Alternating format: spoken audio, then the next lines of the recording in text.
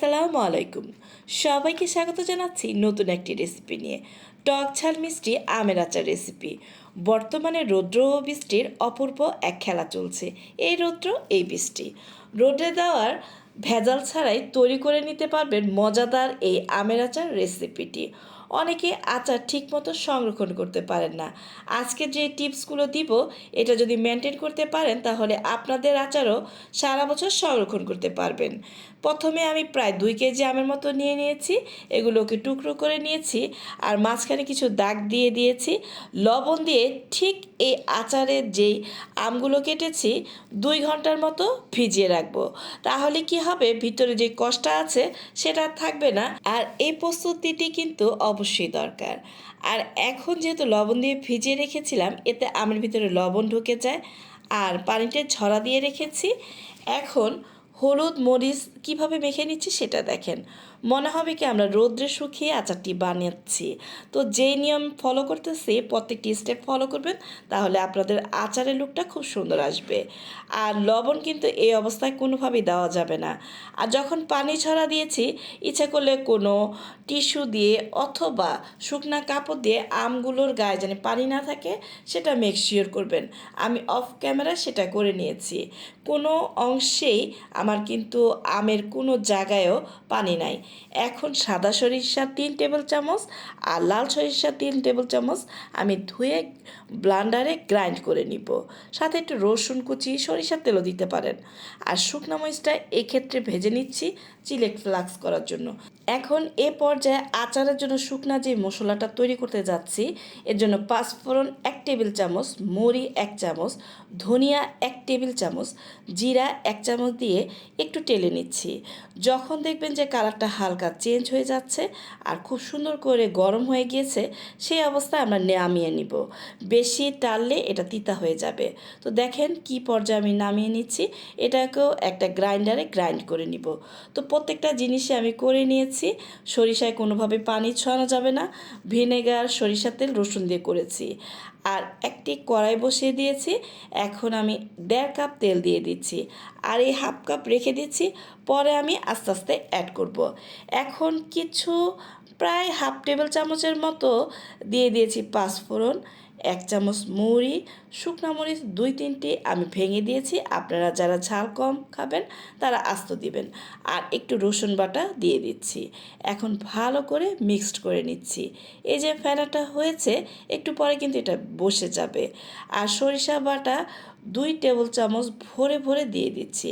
তারপর খুব সুন্দর করে মিশিয়ে নেড়ে চেড়ে কষিয়ে নিচ্ছি।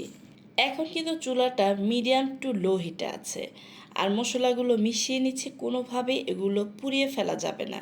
তাই 1/2 কাপ চিনি দিয়ে দিচ্ছি। আর শেষে যদি আপনি দেখেন যে চিনি আরেকটু লাগবে, যখন টেস্ট করবেন তো আরেকটু দিতে পারেন। মানে যে যেরকম মিষ্টি খাবেন সেভাবে দিবেন। তো আমি এই আচারে মিষ্টি একটু কমই দিয়েছি। পরে হয়তো 1-2 টেবিল চামচ আমি ইউজ করব। এছাড়া আমরা তেমন একটা আচারে চিনি খাই না। তো এটার যে টকটা সেটা তো অনেক টাইম ভিজে রেখেছিলাম, সেই জন্য কমে গিয়েছে। আর এখন যখন আচারে আমগুলো মিক্সড করছি উপর নিচ করে, ভালো করে যখন কষিয়ে নিব, ভিতরে যদি কোনো পরিমাণ পানি থাকে সেটা কিন্তু টেনে যাবে। আর কোনো অবস্থায় আচার নষ্ট হবে না। এখন লবণ একটু দিয়ে দিচ্ছি। আসলে আমরা যারা মফস্বলে থাকি তারা কিন্তু রোদ্রে দেওয়ার এই ভেজালের জন্য এইভাবে আচারটা বানাই। তো এভাবে বানালে আমার কাছে সুবিধা লাগে। আর যখন দেখছি যে প্রত্যেকটা মশলা আচারের মানে আমের গায়ে মিশে গিয়েছে, রসুন যে খোসা ছাড়িয়ে রেখেছি সেগুলো দিয়েছি, 1/2 কাপের মতো ভিনেগার দিয়েছি, বিট লবণ দিয়েছি 1 চামচ, আর ওই যে আচারের মশলা করে রেখেছি সেখান থেকে 2 টেবিল চামচ দিয়েছি। আর চিলি ফ্লেক্স করে রেখেছি, এখান থেকে 1 চামচ দিয়েছি। এখন খুব সুন্দর করে মিশিয়ে নিচ্ছি। আসলে এই আচারটা বানাতে অনেক সময় কম লাগে। প্রত্যেকটা মশলা দিয়ে এভাবে মিক্সড করে নিলে প্রায় 15-20 মিনিটের মধ্যে আচারটা তৈরি হয়ে যায়। এই আচারের ক্ষেত্রে যে সতর্কতা অবলম্বন করবেন সেটা আমি স্টেপ বাই স্টেপ পরে বলে দিচ্ছি। দেখেন কি সুন্দর কালার কমিউনিকেশন এসেছে। এখন আমি শেষ পর্যায়ে আবার একটু আচারের মশলা হাফ চামচ দিয়েছি, চিলি ফ্লেক্স হাফ চামচ দিয়েছি, খুব সুন্দর করে মিশিয়ে নিচ্ছি। এখন আপনি দেখবেন যে আচারের কোনো লবণ চিনি কোনোটা কি কম হয়েছে কিনা। যদি কম হয় আপনাকে এক্ষেত্রে আচারটা আরও 5 মিনিটের মতো চুলায় রাখতে হতে পারে, আর একটু ভিনেগার অ্যাড করতে হতে পারে।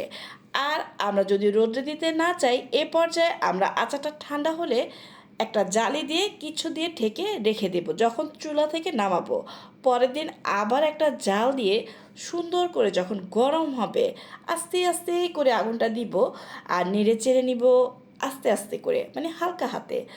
তখন আমরা ঠান্ডা করে তারপরে নির্দিষ্ট জারে আমরা ভরে নিব। আমার একটি শর্টস ভিডিওর মাধ্যমে আমি পরের দিন যে গরম করেছি সেটা দেখিয়ে দিব। আচারটা কি পারফেক্ট হয়েছে? কি সুন্দর করে কালার এসেছে দেখেছেন? আচারের কালারটা দেখলে বোঝা যায় আচারটা কত পারফেক্ট হয়েছে। তো পরের দিন একটা জাল হবে, আর আপনারা 2-3 মাস পরে আবার একটা জাল দিবেন অথবা রোদে দিবেন, তাহলে সারা বছর আচারটা কিন্তু ভালো থাকবে। তো টিপসগুলো যদি ভালো লাগে রোদে দেওয়ার ভেজাল ছাড়াই এভাবে আচার বানাতে পারবেন। আমাদের পাশে থাকবেন। আল্লাহ হাফেজ।